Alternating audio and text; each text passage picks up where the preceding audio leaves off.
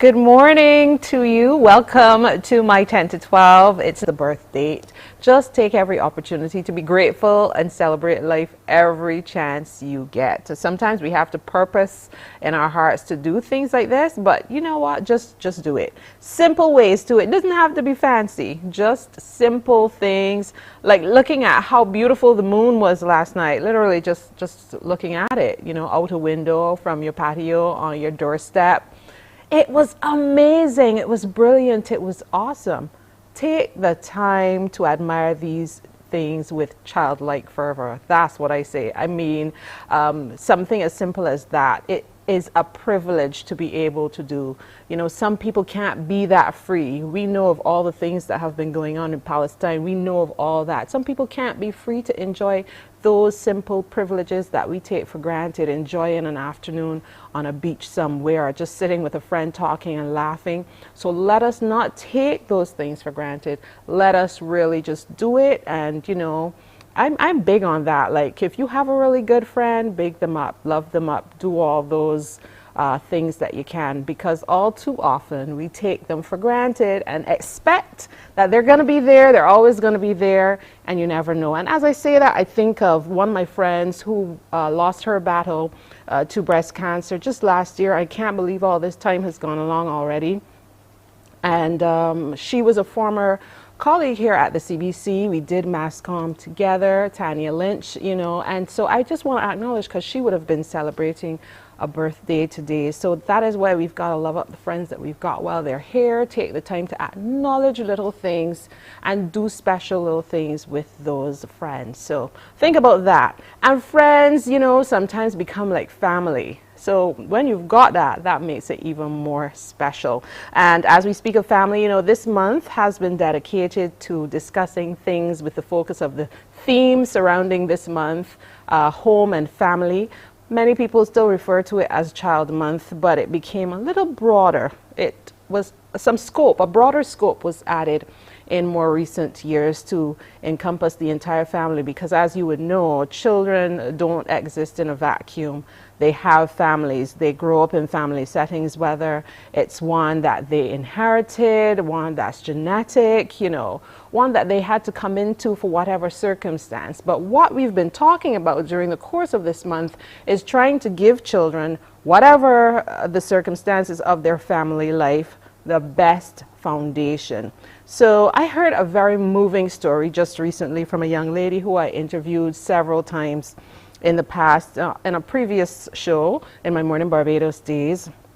Her name is Shamel Rice, and she made me cry, again, because just thinking of her story and hearing it is touching. And she spoke about growing up in very humble circumstances. She wasn't rich or anything. Something as simple as going on a field trip as a child at primary school was a challenge for her mom, trying to make things work on her own. But a caring teacher, and then some other caring, supportive, non-expectant individuals were supportive to her through her years. And the only thing that they expected from her was for her to take hold of all her opportunities and make the best and most of them. So I'm saying all that to say, we may not all come from privileged backgrounds, but we all can make the most of the opportunities that are given to us. And as teachers, just remember how special your role can be in terms of turning a child's life around. You don't have to be a teacher, but you may have been taught by one of the most interesting teachers, the teacher life, that thing called life. You have something to offer. You may be able to support that child who needs that help along their journey.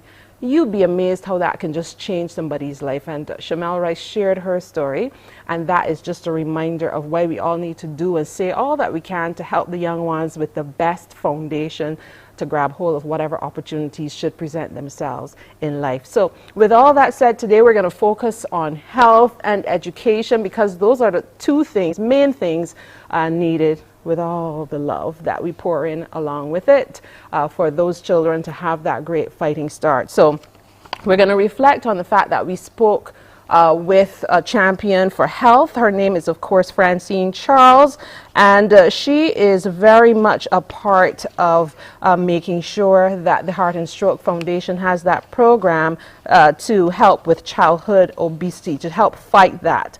She is program manager, childhood obesity prevention with the Heart and Stroke Foundation of Barbados. So we're going to hear from Francine again and remind parents of what needs to happen. Gail Carter is back with us. She's a preschool educator with the Child Care Board. Kashina Holder is a vision therapist. She's a special educator and DIR floor time therapist. And you got to find out a little about what that all meant when she last joined us. Brenda Pope will also join us this morning. She is council member and chair of the Education Committee with the Royal Commonwealth Society Barbados branch. We will also hear, hopefully we will be able to connect with Kaya Knight. She's at school but has special permission to join us a little later. She's a Royal Commonwealth Society winner, essay competition winner. And she wants to share her experience. But we're going to tell you why it's so important to give them that foundation so they understand the power wrapped up in literacy. All that we're going to chat about. So we want you to stay tuned. Keep it right here, my 10 to 12. Your time is 7 minutes after the hour of 10.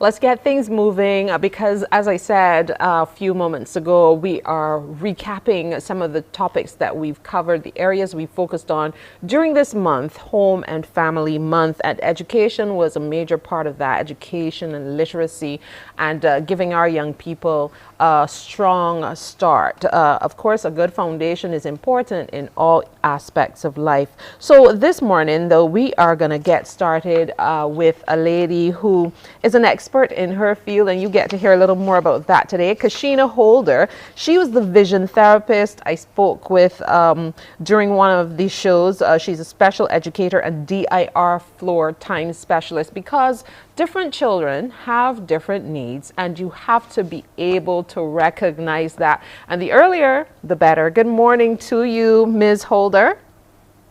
Good morning. Great to have you back. Cassandra and Barbados. Thank you for having me back. So just in case some of our viewers missed out, just remind them about the importance of what you do as a vision therapist and special educator and DIR floor time therapist.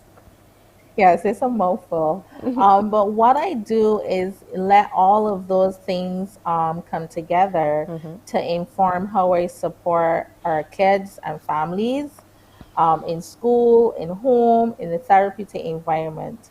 As we know, our children are not just simply a cognitive being. They're social beings, they're sensory beings. So having this information in terms of how children regulate in their environments, how they process information, how that information when processed comes in behavior, how do we read those behaviors as communicative intent, and also how well are they regulating in the classrooms, in homes, around all of this sensory information that is within their world.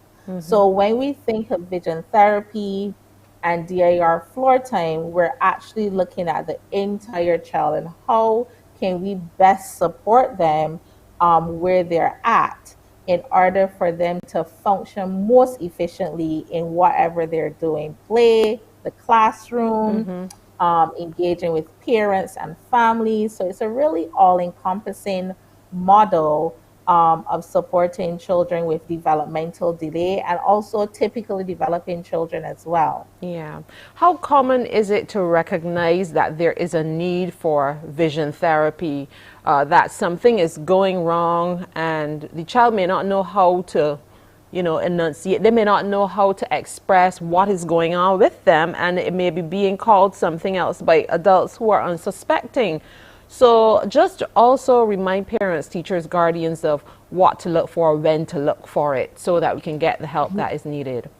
Most definitely. So, some common cues that children give us, and like you said, are oftentimes labeled as misbehavior or just needing to work a little harder, is their inability to catch a ball at a very young age. To catch up. So, to catch a ball. So, if Oh, they're to playing catch a catch, ball. yes, Okay. yes, those physical activities.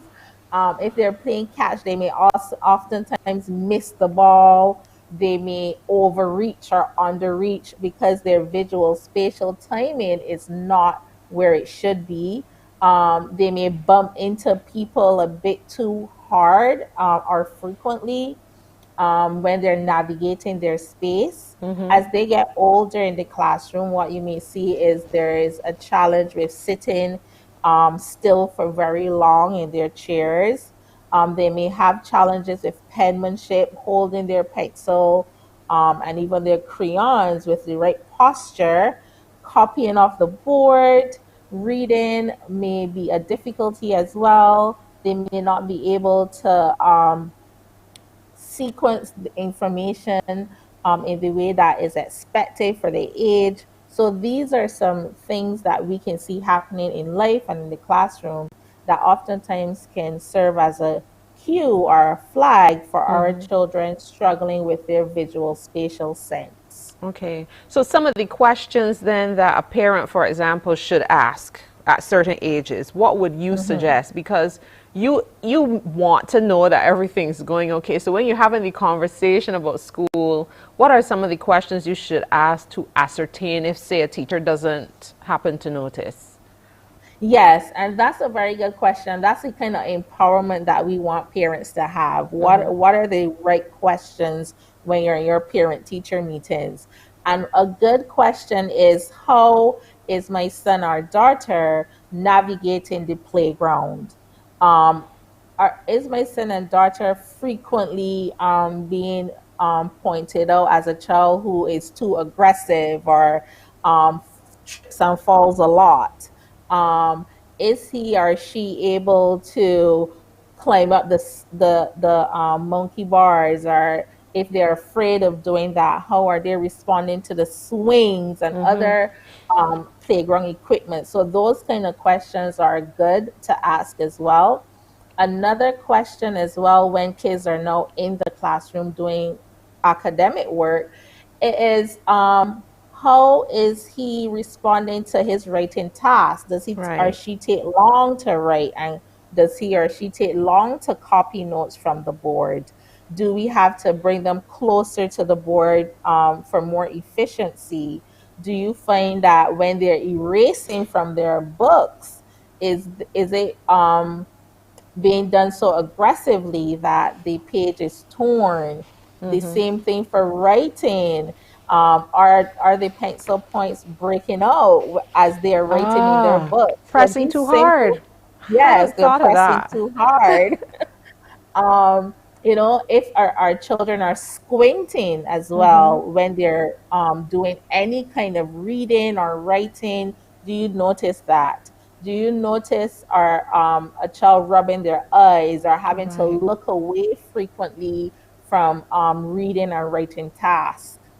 Do you notice if they are complaining or of irritating eyes or seeing something blurred or double? So children may use words such as, ma'am, this world looks funny, or this picture looks strange, or something is happening with this picture. So those are oftentimes the words that children would use because they don't have the language to say, hey, I'm seeing double and this is really strange, or Wow. my eyes are burning me when I look at the chalkboard or I'm reading the text. But what we then see is a lot of strange behaviors where children would avoid these activities. Those kind of probing questions, parents can definitely go in and ask their teacher, how Okay. is my child navigating around these different areas, reading, writing? And don't be afraid to ask for details, like to describe the environment or to describe the action that the child is experiencing, because it's that description for you as a parent would be able to give you a lot more scope and enlightenment in terms of what's happening for them in their system. Okay. So that's usually the trajectory that parents are most successful at when they're asking or inquiring relating to how Yeah. their child is functioning at school. And just to be clear, so parents don't panic about everything, you look No, for as many of the things that you've talked about as possible and ask as many of those questions as possible to see if there is a de- situation. And this should be between, say, what age range, so that you get it as yeah, early as possible, because that was a part of our conversation last time, early intervention. definitely. So different things we look for at different ages. So of course, if you're thinking infant to toddler, early preschooler, what we're looking at is how well are they engaging socially? Are they following your voice? Are they following sounds in the distance? Can they recover from looking in the distance at a specific sound to looking close again to your face without any challenging eye movement? Can they navigate duck under the table, step around an object? Are they responding to something being rolled to them? They're looking at it as it's coming towards them and they're holding out their hands to reach and grab.